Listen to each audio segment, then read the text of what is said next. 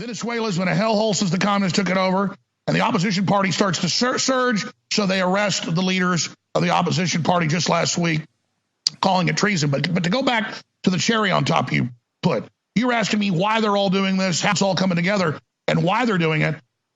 And I didn't finish, and I should have, but you finished it for me, showing we're, simpatico. You said they're going to flood the zone with cash, but to themselves in a military bailout, a banking bailout, because all the debt on the credit cards and on the home loans and the derivatives starts coming due tomorrow.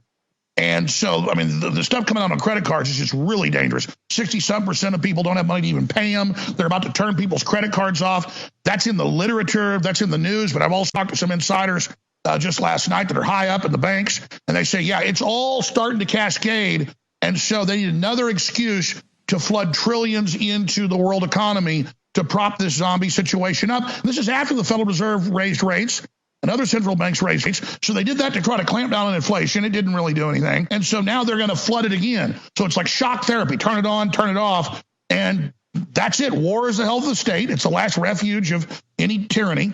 And so that's that. And look, we're not trying to be negative here. It's positive that we know the truth. It's positive we're getting ready for it. And it's positive to realize how criminal these people are. So when they carry out all the false flags and cyber attacks and everything, we don't buy it. We don't go out and riot. We understand they did it. We understand they exacerbated it. We understand when the Islamics attacked, they brought them in. I was saying that months ago. Watch, it flood us with Muslims. Now they're going to, and military men, now they're going to say, oh, we didn't know when the terrorist strike. And now the FBI is out there warning us about flashing lights. We know down every part of the checklist, we have a criminal globalist elite that's been strip mining this country politically, culturally, spiritually, financially, and they have an instinctive hatred for the people they've robbed. They're an arrogant, snot-nosed Harvard ruling class, and they are knowing they're losing their power worldwide, so they want to at least cement what's left in the U.S. as a rump state for them to feed on and have their little gladiatorial games picking on Christians and Catholics and conservatives, but it's not going to happen because we know who they are. We know their whole battle plan. And as I said earlier, once their battle plan has been externalized to the general public, there's nothing that will stop it. But it's going to be rough, and people have got to get ready because it's just like a woman who's had a drunk husband that's knocking her teeth out and breaking her arms for years, and she finally loads up that car, and her sister's there to take her to another state, and he's going to come out there and try to shoot her before she leaves. And we're in the station wagon with the kids, bleeding noses, teeth knocked out, and here comes the New World Order in Hollywood and all these pedophiles and criminals, and they got a shotgun saying, you ain't leaving. So that's where we're at. They can't, if and when we win, I mean, the stakes are so high here, and that's what I keep saying. There's no negotiation here. One side's going to win and one side's going to lose. Understanding that you're having, and you talked about a great awakening, and this awakening now, Ben Bergquam was in Chicago, from New York, went to Chicago, reporting the streets, African Americans, one after the other, coming up and saying, hey, the sanctuary city, the black political class in this city is destroying us, working class African Americans, with flooding the zone sanctuary city. Said, we can't tolerate it anymore. We're not going to tolerate it. Somebody today put up a resolution at the city council, I think, to reverse being a sanctuary city. They can't afford to have working class people of every race, ethnicity, religion join together and to combat this, because if they know now, and this is why they keep saying, oh, these guys are fascists, these are authoritarians, although Alex Jones is one of the leaders in saying we can't have the renewal of FISA, we don't want to surveil citizens, this is a fundamental right in the Constitution and civil liberties, yet they want to do this. They tuck it into this NDAA. The reason they want to jam this NDAA out, Alex, they understand now, they even say it, that Trump's second wave are smarter, tougher, know about running government, know where the bodies are buried. You listen to Alex Jones, you go to War Room, you listen to Tucker. We know who the bad guys are, and we know what has to be deconstructed. How then can they even consider the possibility that we will win and we will take this over? When you say 2024, how bad do you think it will get when they try to defend the last redoubt, which is the deep state? I think World War III is on the table. Cyber attacks they're going to launch. They've already claimed MAGA is going to launch with Putin, just preposterous crap. you see them pre-programming it everywhere. The good news is there are a lot of people in the federal government and in the corporations and all across this country and the world that know this is suicidal, that know globalism is a death cult.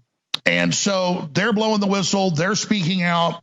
That's why Hunter finally got indicted substantively, because of the whistleblowers. And that's really their fear. So the establishment's last tool is arrogance.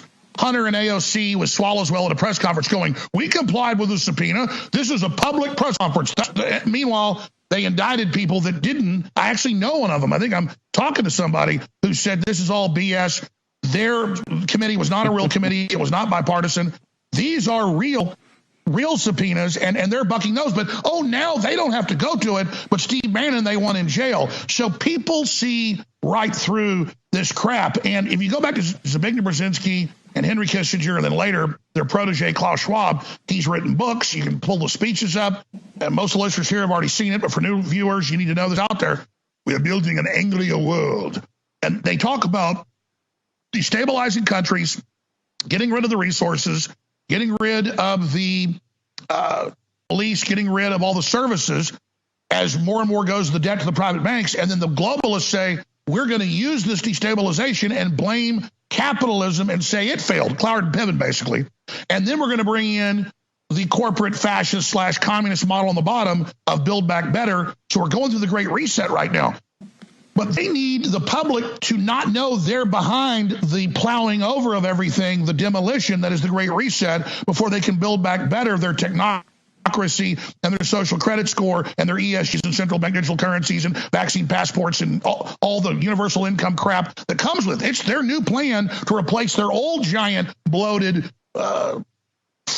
fractional reserve banking fraud they had. So now they're trying to jump the train from this track over to this track. Had to stop it right here. I told you guys on Sunday, Alex Jones is coming back. He's like reborn. When they put him back on X, look at him. He's like reborn. He's like the same energy I had when I made my movie. The guy is like possessed. But you watch the way he speaks. I'm going to go right back to him. But he puts it all together, and it's just freaking whoa. Tucker Carlson, Alex Jones, Steve Bannon, Stu Peters. I mean, all of these people, like, it's, all right, guys, maybe I'm nuts, but I am totally on fire watching him put this together. I see it, I know it, but the way he speaks, he's reborn. He's on fire. Let's go back to him.